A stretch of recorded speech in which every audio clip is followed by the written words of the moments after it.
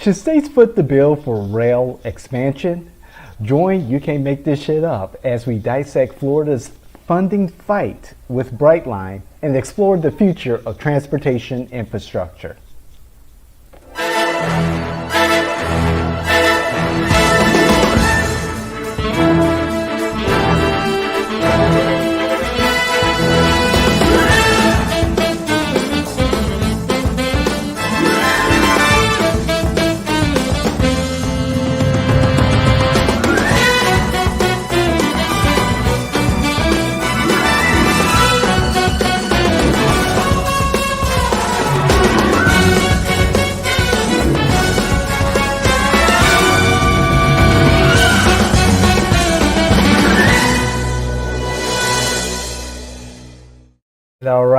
All right. Thank you for joining your political innovators here at Jay in Washington. This is You Can't Make This Shit Up. So, Governor Ron DeSantis of Florida refuses state funds for Brightline's Tampa expansion, emphasizing fiscal responsibility and criticizing California's costly high-speed rail project. Brightline, already running Miami to Orlando, targets a Tampa expansion relying on private funding. Despite local support, including from Tampa Republicans, the project future remains uncertain. Let's go, Joel. What you got for us? Well, I think I disagree with the governor on this one. I think that it's very important that I believe that when you leave the United States and you see how transportation is embraced in so many other countries, we need to start looking at really investing in these high-speed rails, making sure that they do the right thing. I mean, we have a rail that's underused because it's only Monday through Friday, because the only thing it was designed for was for business travel. Sunrail. Right? Take that Sunrail and expand it. But Brightline, this is the future. This will get us everything we need, where we need to go. Let's open it up. Let's reduce the amount of traffic on the highways and get people on this public transportation. I mean, it's not free.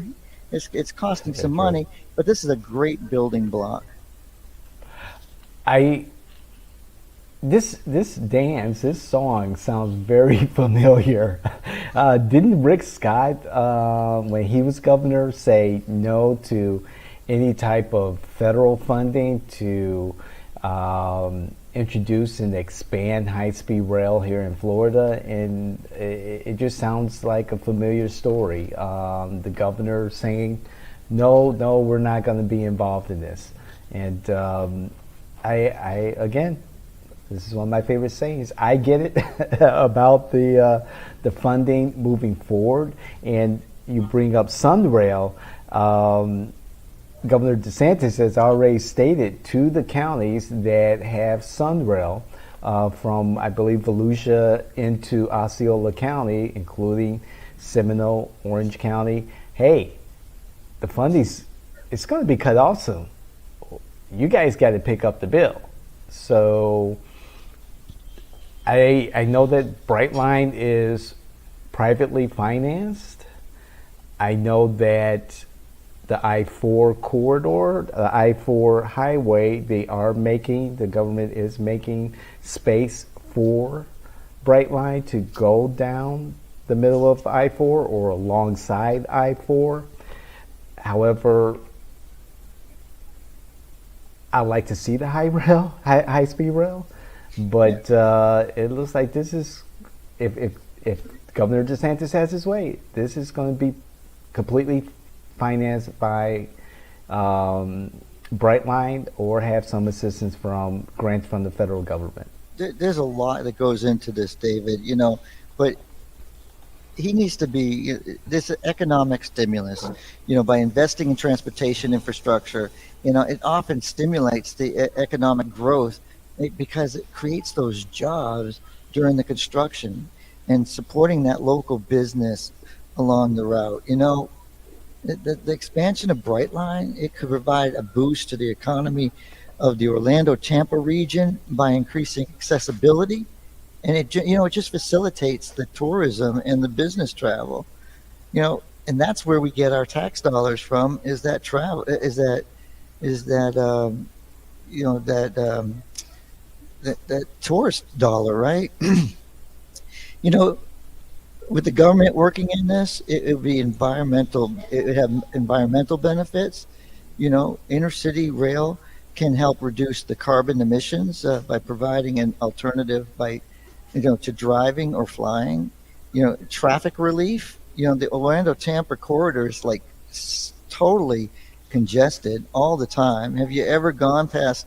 You go past Orlando to Tampa, you're going to be stuck in traffic all the time. This will also create the connectivity and accessibility. And you know what? A good private-public partnership opportunity. While DeSantis Great. is right, he's rightly cautious about committing those state funds to the project. There may be an opportunity for public-private partnerships, PPPs, to just fund the expansion of Brightline by leveraging some private investment along the public, with public funds. I mean, there's a lot that goes into it, and I hate to disagree with the governor. I understand that we need to balance the budget, but this is an investment that, will, if done right and promoted correctly, could bring so much more to the state, increasing those tax dollars that we're making off of tourism. I can't tell you how many times in Germany I actually drove my car compared to taking a train to get someplace. I mean, Right. long distance travel in automobiles nowadays is a given for us. We just jump in. But when you go city to city, the best thing to do, like when you're outside in Europe, is to take a train. If I want to go to Würzburg and I want to get over to, I want to go from Würzburg to Munich, or I want to go, to Nuremberg, I'm on a train. I'm not taking the Autobahn. And people go, well, the Autobahn, you can go as fast as you want. Look, trucks have governors. They go slow. You're taking the risk of, of travel.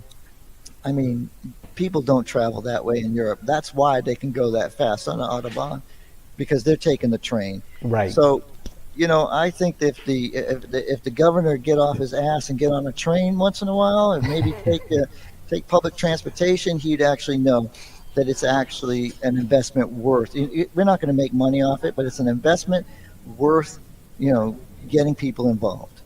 I'm sure we can follow the governor in his plane rides across the state. He's so concerned about what's happened in California, going over budget, et cetera, et cetera. Okay, that's the right concern to have. However, this is Florida, and the governor is always talking about how Florida does things better than California. He said such in his debate with Governor Newsom. Okay, show it. Show it, Governor DeSantis, by working with Brightline, get the bonds, get the financing, approve federal government financing to get this Sunshine Corridor between Tampa and Orlando started. Brightline stated that they have captured, or they believe they could capture, more than 11% of the Miami to Orlando traffic. And according to the Florida Chamber of Commerce information that I saw in the Florida dashboard, Chamber dashboard online, I believe they anticipate in the next 15 years, 3 million more vehicles on Florida highways in the next 15 years. We know that Florida is growing. We know that Florida development is growing across the state.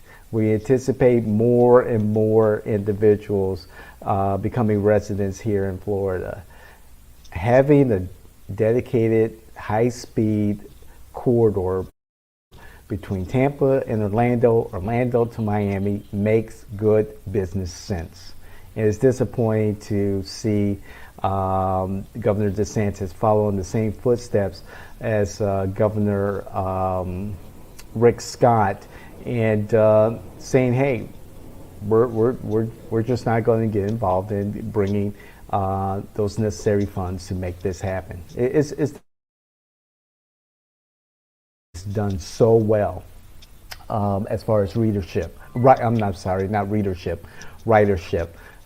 Growing every month with a record of 259 riders in March. This is great. This is great news.